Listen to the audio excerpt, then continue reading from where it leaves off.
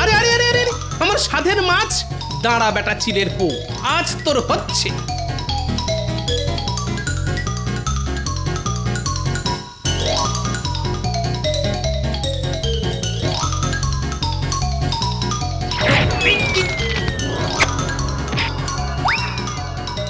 হে, আলু পটল রাস্তায় গড়াগড়ি খেলো রে। তুলে দাও। দেখছো না চিলের পেছনে দৌড়চ্ছি।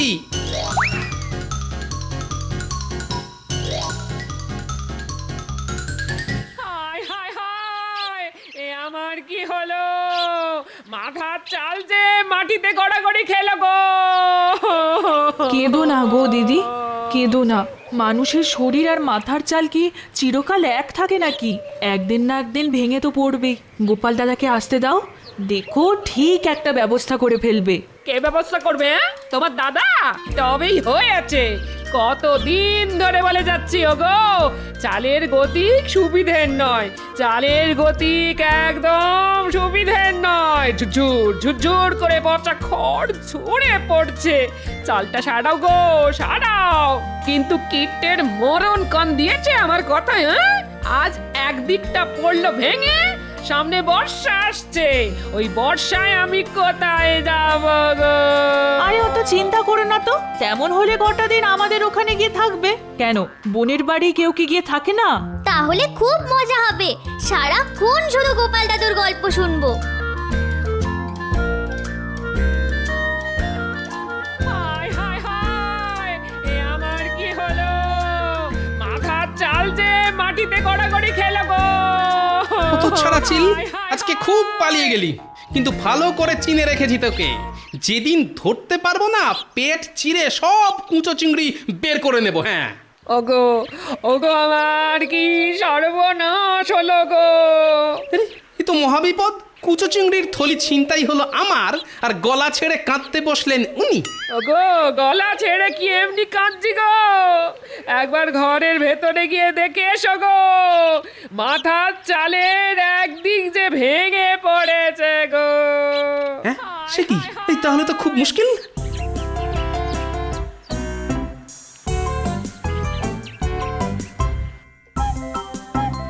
ওফ, কার মুখ দেখেছে আজকে উঠেছিলাম কে জানে। হাত থেকে কুচো চিংড়ির থলি গেল, ঘরের চাল গেল। ও কি ক্ষতি, কি ক্ষতি, ক্ষতির ওপর ক্ষতি, ক্ষতির ওপর ক্ষতি। কত টাকা আবার গচ্চা যাবে। বাংলায় একটা কথা আছে না, কয়লাকে যতই ধোয়া হোক না কেন, ময়লা কিছুতেই যায় না। এ কথা কেন বলছেন মহারাজ? আরে বলছি কি আর সাধে, বলছি গোপালের ব্যবহারে। এত করে বলা সত্ত্বেও একদিনও যদি সময় মতো আসে। ইয়ার এমন নতুন কথা কি? কিছু মনে করবেন না মহারাজ, আসলে আপনার কাছ থেকে ভালো ব্যবহার পেয়ে পেয়ে ও এতটা বেপরোয়া হয়ে গেছে। আজ আসতে দাও ওকে, আজ দেখিয়ে দেব খারাপ ব্যবহার কাকে বলে। আর কত খারাপ ব্যবহার করবেন মহারাজ? মানে বলছিলাম, মাথার উপর ওই যে উনি বসে আছেন, তিনি আর আমার সঙ্গে আর কত খারাপ ব্যবহার করবেন। মানে কি বলবো মহারাজ, আমার এখন খুব খারাপ সময় চলছে। কিরকম কিরকম? দেখুন না, সকালে হাত থেকে কুচো চিংড়ির থলি চিল এসে ছো মেরে নিয়ে পালালো। ওদিকে বাড়ি গিয়ে দেখি ঘরের চালের একদিক ধসে গেছে। এইসব সামলে আস্তে আস্তে এত দেরি হয়ে গেল, মাথায় যে এখন কত দুশ্চিন্তা। ঠিক হয়েছে, ঠিক হয়েছে। সকালে আমার সম্পর্কে খারাপ খারাপ কথা বলার ফল হাতে হাতে পেয়েছি। ঠিক হয়েছে। আচ্ছা গোপাল, গতবার বর্ষার মুখে তো চাল ছাড়াবার জন্যে তুমি আমার কাছ থেকে টাকা নিয়ে গিয়েছিলে, তা সে টাকা দিয়ে চাল সারাওনি কেন? কি করে সারাবো মহারাজ?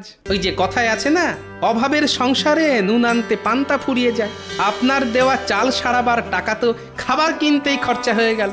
চালের টাকায় চাল কেনা খুব খারাপ কাজ। বর্ষাকালে জল পড়বে, পড়তে পারে বাজ।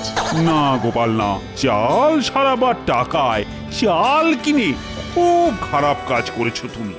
স্বীকার করছি মহারাজ, খারাপ কাজ করেছি, কিন্তু এবার যদি কিছু টাকা দিয়ে সাহায্য করেন। একেবারে দেবেন না মহারাজ, দেখবেন এবারে হয়তো চাল ছাড়াবার টাকায় ডাল কিনে বসবে। ওর ছলনার তো আর শেষ নেই। মহারাজ, না গোপাল, আর তোমার টাকা দিতে পারবো না। নিজের চাল ছাড়াবার ব্যবস্থা নিজেকেই করতে হবে তোমায়। এবারে বোঝো কত ধানে কত চাল।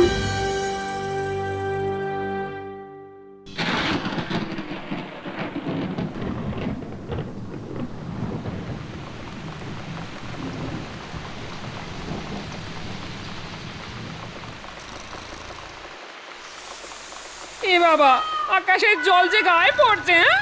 হায় হায় হায়, এ আমি কার হাতে পড়লাম গো? ঘরের ভাঙা চালটাও মেরামত হলো না ওই রে শুরু গো। হয়ে গেল মাঝরাত্রিরে কীর্তন। কীর্তন না গিয়ে রাগ প্রধান গাইবে।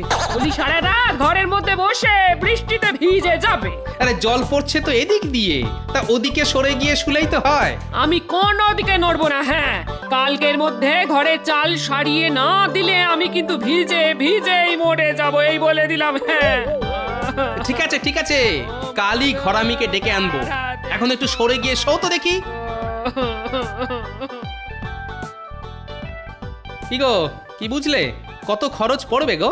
দেখো গোপাল দাদা, এই চালের অবস্থা তো একেবারে শোচনীয় হয়ে গেছে গো। ওই টাপ্পি টাপ্পি দিয়ে কোনো কাজ হবে বলে তো মনে হয় না। তাহলে কি করতে হবে বলো? পুরো চাল ফেলে দিয়ে নতুন করে সবটা ছাইতে হবে। বাবা, এ তো অনেক খরচের ব্যাপার। সে তো খরচ একটু হবেই। কত? 150-200 টাকা তো বটেই। কি হলো গোপাল দাদা, বসে পড়লে যে বড়, শরীর খারাপ লাগছে? ওই মানে তোমার খরচের বহর শুনে মাথাটা কেমন বো করে ঘুরে গেল ভাই। তাহলে আমি চলি। কোথাও যাবে না তুমি। বলি কাল থেকেই চালটা সরাতে শুরু করে দাও। ওই কিপটে বুড়োকে ধরে খরচ খরচা আমি ঠিক আদায় করে নেব। সব চাল খুলে সারাতে গেলে না ওই সপ্তাহ খানেকের মতো সময় লাগবে কিন্তু। সপ্তাহ খানেক? হ্যাঁ গো, এই কদিন আমরা থাকবো কোথায়? সে তো আমার জানার কথা নয়। বিয়ে করে আমায় ঘরে এনেছো, আমার থাকা আর খাওয়ার দায়িত্ব তো তোমার। বোঝো এবার। ওহ, কি কুক্ষণে যে বিয়ে করতে গেছিলাম।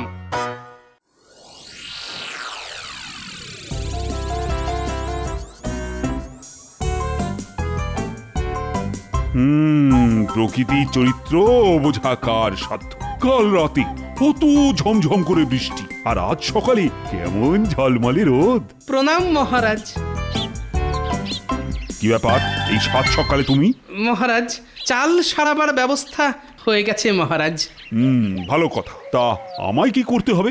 না না মহারাজ, টাকা দিতে হবে না। ঠিক করেছি ভোলা ময়রার কাছ থেকে চড়া সুদে কিছু টাকা ধার করে চাল সারাবো, তারপর না খেয়ে ওই টাকা শোধ করব মহারাজ। খুব ভালো, খুব ভালো। কিন্তু মহারাজ, আমি থাকবো কোথায়? কোথায় থাকবে মানে? ঘরামি বলেছে সমস্ত চালটা খুলে ফেলবে আর সারাতে লাগবে 1 সপ্তাহ। এই কটা দিন আমি কোথায় মাথা গুজবো মহারাজ? ও, সেসব আমি কি জানি। তোমার তো চেনার শোনা অনেকে আছে, তাদের কারোর বাড়িতে কটা দিন কাটিয়ে দাও না। হ্যাঁ, ওই পুটির মা বলেছে বটে, তবে তার নিজেরই তো ছোট ঘর, তার উপর বাচ্চা কাচ্চা। আচ্ছা মহারাজ, কটা দিন আপনার বাড়িতে যদি থাকি? না না না না না, সেটা হয় না। তুমি অন্য কোথাও ব্যবস্থা দেখো।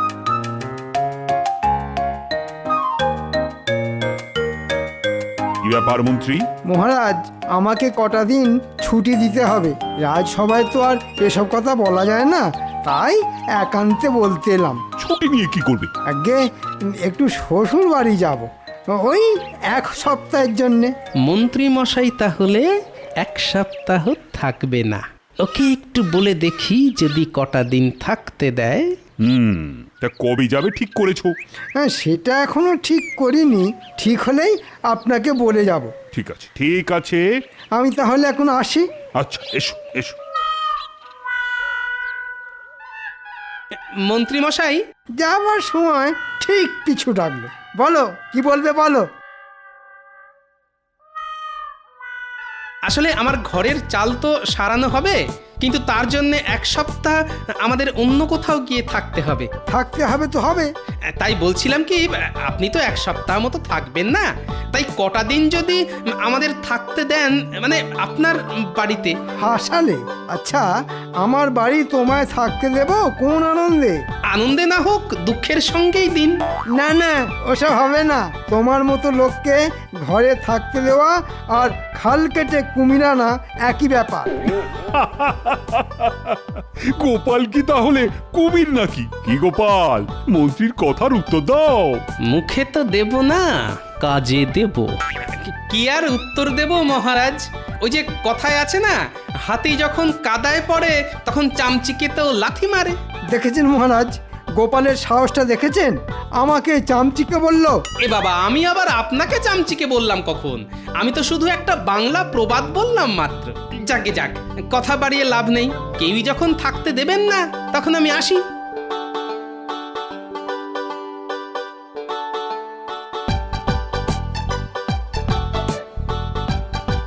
তাহলে বুঝতে পারলি তো কি করতে হবে? খুব পেরেছি গোপাল দাদু, দেখো না কি করি। হাড় একেবারে কাঁপিয়ে দেব। এমন নাচা নাচিয়ে দেব যে পালাতে আর পথ পাবে না। বাহ, এই তো চাই। তাহলে রাতের বেলা আবার দেখা হবে। পুটি, তোদের ওটাকে তাহলে কোলে করে নিয়ে আসিস। তুমি কিচ্ছু চিন্তা করো না গোপাল দাদু। আমরা তাহলে এখন আসি। হ্যাঁ, আয় আয়।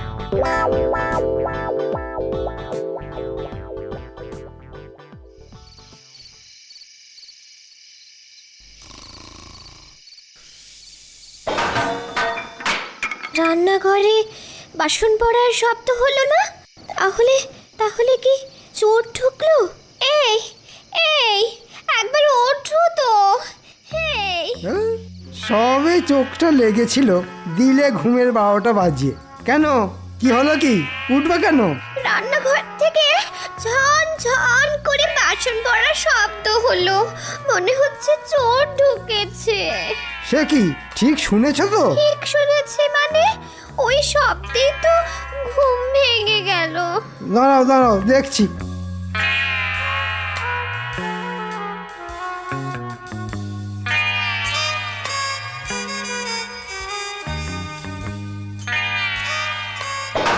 কে কে কে কে কে কে কে রে? বাবা, এটা আবার কে রে?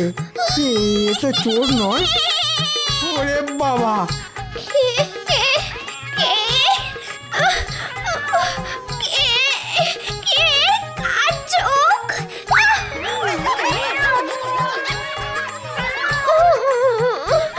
এই কি হলো গো? হ্যাঁ, চাদরে মাথা মুখ ঢেকে এমন করে কাঁপছো কেন? জানলাটা হুট করে খুলে গেল। তারপর দেখি দুটো চোখ জল জল করছে, জল জল করছে। জানলায় একটা কালো বিড়াল। সে কি, জানলায় তো ছিটকিনি ছিল, আর কালো বেড়াল কোত্থেকে এলো? আর উনুনের ওপর ওই সাদা মূর্তি। ওগো, আমাদের কি হবে গো? কালো বিড়াল তো খুব খারাপ জিনিস। জন্মে তো আমাদের বাড়িতে কোনো কালো বিড়াল দেখিনি। সারা রাত জেগে থাকতে হবে, কাল সকালে কিছু একটা ব্যবস্থা করা যাবে। বুঝলে দাদু, ভয় দেখানোটা না বেশ জব্বর হয়েছে, কি বলো? খুব ভালো কাজ হয়েছে। পুচকে, এখন তোকে একটা কাজ দেব। বলো দাদু। তোকে মন্ত্রী মশাইয়ের বাড়ির কাছে পিঠে থাকতে হবে, তবে খবরদার দেখতে যেন না পায়। আরে কিচ্ছু পাবে না, তুমি শুধু বলে দাও আমায় কি করতে হবে। তুই শুধু জেনে আসবি মন্ত্রী মশাই আজ কি করছে। ঠিক আছে। ওগো, কিছু একটা করো। কাল রাতে যা ঘটেছে তাতে আমার মন বলছে এ নির্ঘাত ভূতের কাজ। ঠিক আছে, আমি কুঞ্জ ওঝাকে ডেকে আনছি। ও এসে ঠিক বলে দেবে এ ভূতের কাজ না মানুষের কাজ। আর ভূতের কাজ হলে ঝাড়ফুঁক করে ঠিক ভূত তাড়িয়ে দেবে, আর মানুষের কাজ হলে ব্যবস্থা নেব আমি ওর বাড়ি যাচ্ছি।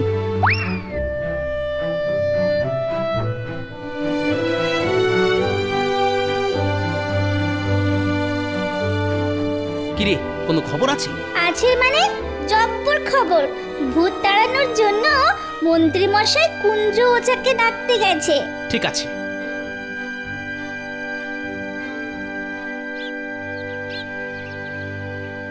কুঞ্জ, ও কুঞ্জ, কুঞ্জ। আমার ঘরে মন্ত্রী মশাইয়ের আগমন, কি সৌভাগ্য আমার। হ্যাঁ, আসুন আসুন। আমার দুর্ভাগ্য, তাই তোর সৌভাগ্য। হিয়ালিটা ঠিক বুঝলাম না মন্ত্রী মশাই। শোন, কাল রাতে আমার বাড়িতে মনে হচ্ছে ভূতের উৎপাত হয়েছিল। তোকে শুধু গুণে বলে দিতে হবে এ ভূতের কাজ না মানুষের কাজ। ভূতের কাজ হলে ভূত তাড়াবি তুই, আর মানুষ হলে শাস্তি দেব আমি। ঠিক আছে? ঠিক আছে ঠিক আছে, আপনি যান, আমি গোছ গাছ করেই ফুরুত করে চলে আসছি।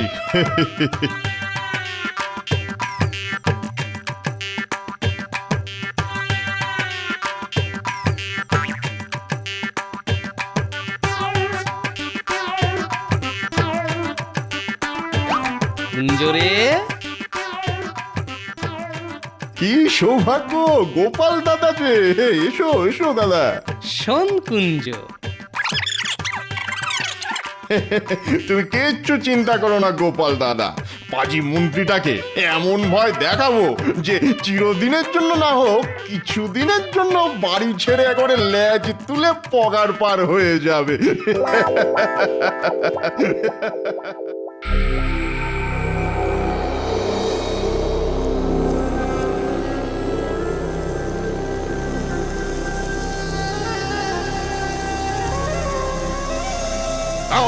Ring ring chaka ring ring akka dang dang kung gang mung hurut. কি বুঝলি কুঞ্জ, রাতে কি ভূত সত্যি সত্যি এসেছিল? কথা নয় কথা নয়, গণনা করতে দিন গণনা করতে দিন।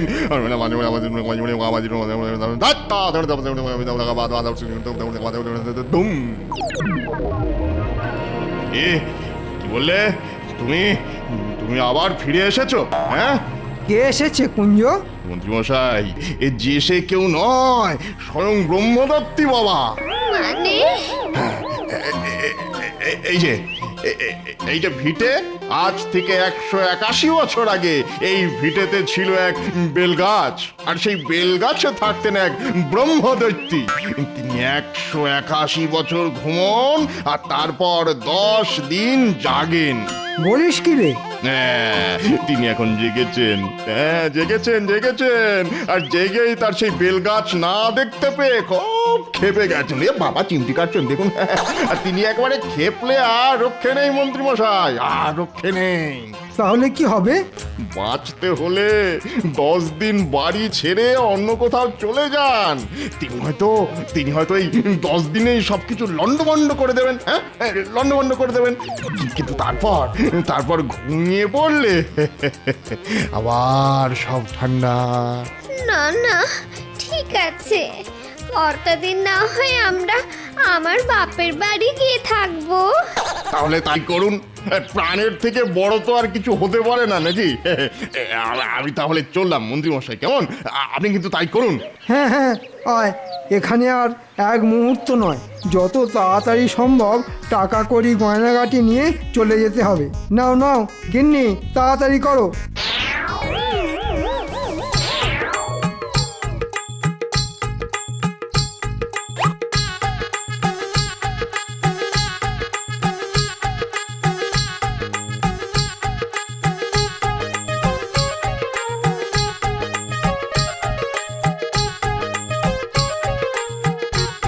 কি ব্যাপার মন্ত্রী মশাই, অন্তদন্ত হয়ে কোথায় চলেছেন? জমের বাড়ি থেকে বাঁচতে শ্বশুর বাড়ি যাচ্ছি। আর আপনার বাড়ি? ওটা এখন ভূতের বাড়ি। আরে দাঁড়িয়ে পড়লে কেন? চলো চলো। মন্ত্রী মশাই, কি হলো কি? বলছিলাম কি, আমার বাড়ির চাল তো সারানো হবে, তাই কটা দিন যদি আপনার বাড়িতে থাকার অনুমতি দেন। তাহলে থাকো গিয়ে। তবে তবে ভূতে এসে ঘাড় মটকে দিলে আমাকে আবার দোষ দিও না কিন্তু।